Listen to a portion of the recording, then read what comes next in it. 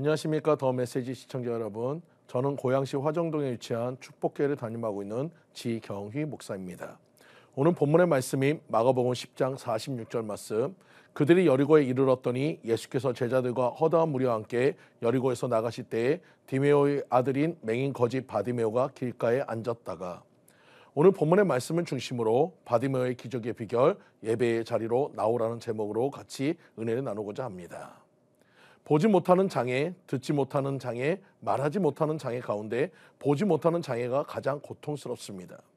헬런 켈러는 삼중고의 장애인이었습니다. 그는 장애 가운데 보지 못하는 고통이 가장 크다고 고백하였습니다. 본문의 소경 바디메오가 등장합니다. 디메오의 아들입니다. 히브리어로 바는 아들을 뜻합니다. 즉 바디메오는 디메오의 아들이란 뜻입니다. 마태복음과 누가복음에서는 같은 사람을 소경이라고만 소개했습니다. 하지만 마가복음에만 수식어가 붙어 있습니다. 디메오는 히브리어에서 타메라는 단어에서 유래한 것으로 불결이란 뜻입니다.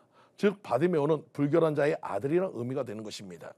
당시 장애인들은 신체적인 불편함뿐만 아니라 종교적으로나 사회적으로 상당한 차별 대우를 받았습니다.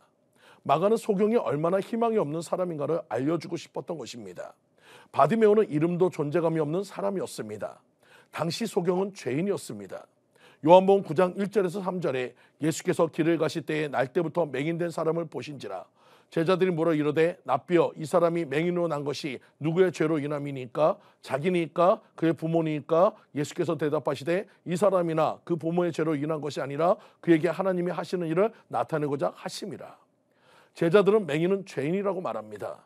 이것이 당시 유대인들의 일반적인 생각이었다면 예수님은 하나님의 영광을 나타냄이라고 말씀하고 있는 것입니다. 이처럼 마가는 바디메오가 얼마나 절망적인 사람이었으며 예수님을 만남으로 인해서 그 처절한 절망이 소망으로 바뀐 모습을 알려주고 싶었던 것입니다. 왜냐하면 바디메오는 곧 우리 자신이기 때문입니다. 절망과 어둠 속에서 살던 우리에게 예수님은 광명을 주셨습니다.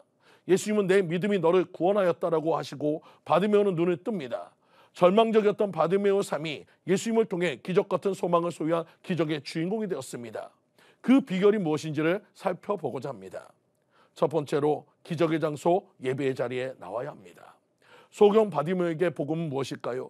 나사렛 예수라는 사람이 소경을 눈에 뜨게 했다는 말입니다. 매일매일 절망으로 살던 그에게 임하는 소망이 되었습니다. 예수님만 만나면 나 또한 눈을 뜰 것이라는 소망인 것입니다. 그는 그 이야기를 듣자 제일 먼저 자리를 옮겼습니다. 이전엔 사람들이 많이 다니며 도울 수 있는 장소였다면 이제는 예수님을 만날 장소로 옮긴 것입니다.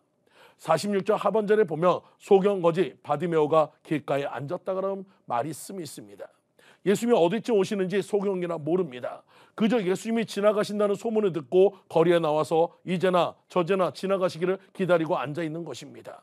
예배의 자리, 기도의 자리에 나와야 기적이 나타나는 것입니다. 집안에 앉아 있으면서 문제가 해결되겠지 하면 그 문제는 잘 해결되지 않습니다. 문제가 있으면 기도의 자리, 예배의 자리로 나와서 예수님을 만나야 해결되는 것입니다.